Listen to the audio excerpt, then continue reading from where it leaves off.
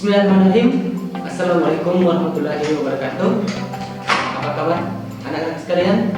Bapak berharap semoga kalian tetap dalam lindungan Allah Subhanahu wa taala dan tetap baik-baik saja. Apapun cita-cita kalian harus tetap semangat untuk menggapainya. Kenapa?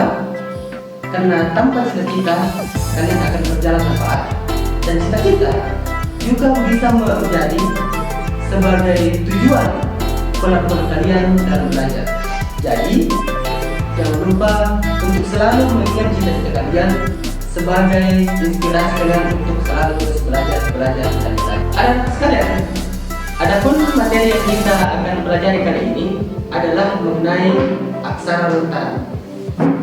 Adik-adik mungkin pernah mendengar kata aksara lontara sebelumnya atau pernah mempelajari waktu SD mungkin.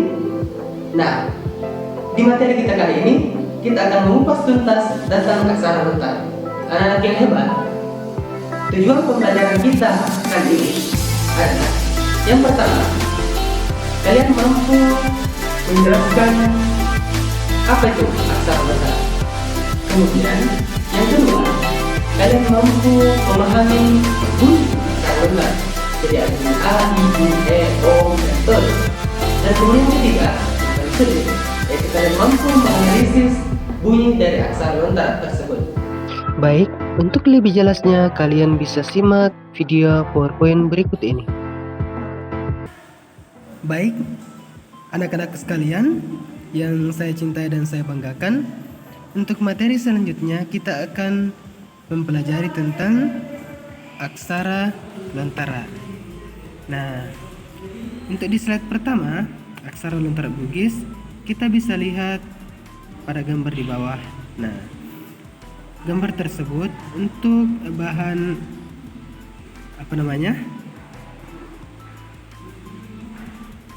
review saja yang akan kita bahas di mata pelajaran kali ini.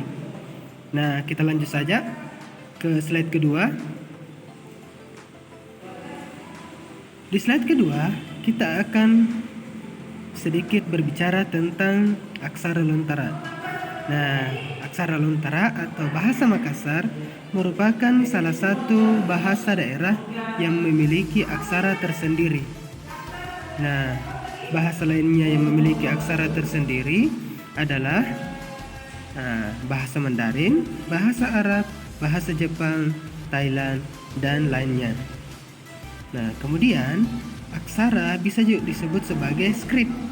Nah, skrip sendiri adalah suatu sistem atau simbol visual yang tertera pada kertas ataupun media lainnya, atau bisa disebut sebagai sistem tulisan.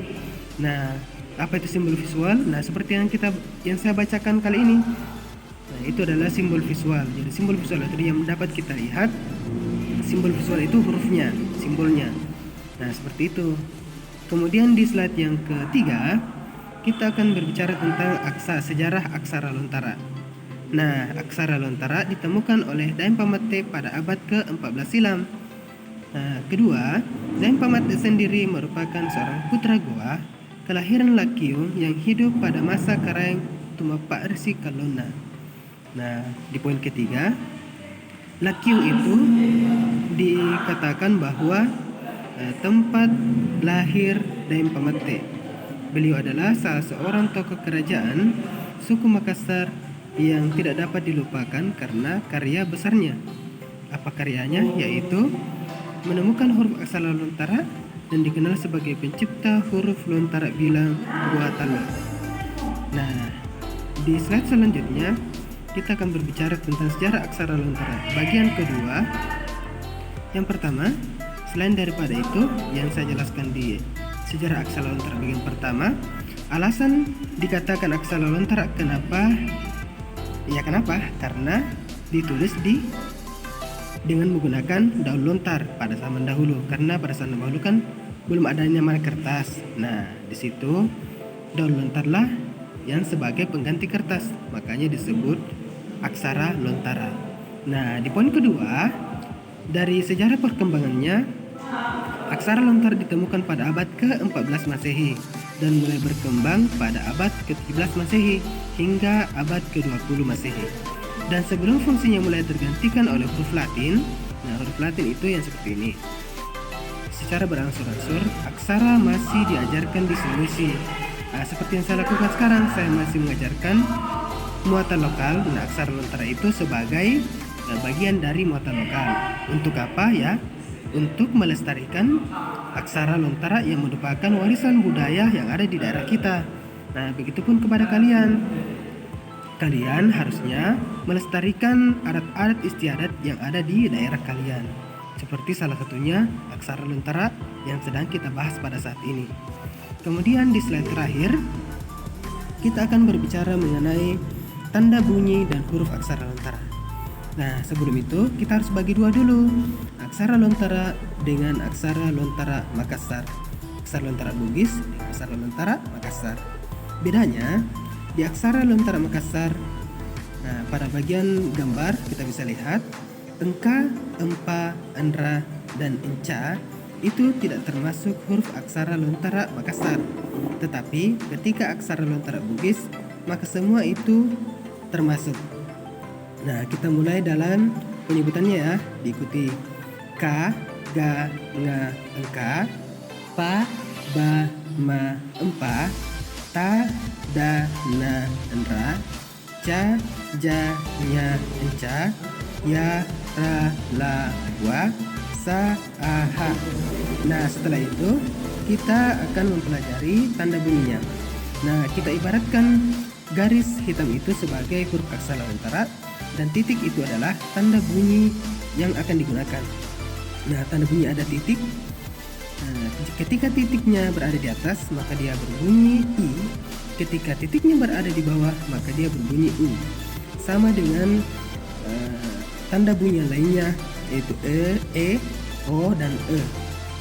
Bedanya E dan E yang terakhir dengan E yang pertama itu, E yang terakhir berbunyi E. E yang pertama itu berbunyi E biasa. Nah, kita berikan contoh ke huruf K dulu. Nah, ketika diberikan titik atas, maka tidak berbunyi K lagi, tapi berbunyi ya betul Ki. Jika bawah akan berbunyi ya betul Ku, dan selanjutnya. Seperti itulah penggunaan bunyi aksara lontara dan penyebutannya. Setelah kalian melihat dan mengamati video pembelajaran dan juga video PowerPoint yang telah saya berikan dan telah kalian saksikan tadi, kalian tentunya bisa memahami minimal sejarah aksara lontara yang ditemukan pada abad ke-14 dan mulai berkembang pada abad ke-17 dan mulai berangsur-angsur menurun pada abad ke-20. Yang kedua, kalian juga sudah mampu memahami bahwa yang menemukan aksara lontara yang pertama adalah Dainopate dari kerajaan Sino. Sekalian, semoga kalian tetap semangat. Apalagi di daerah Bantaeng ini sudah juga termasuk zona kuning, yaitu corona.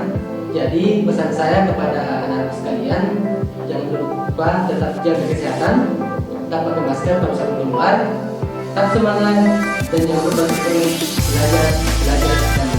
Terima kasih. Saya Profesor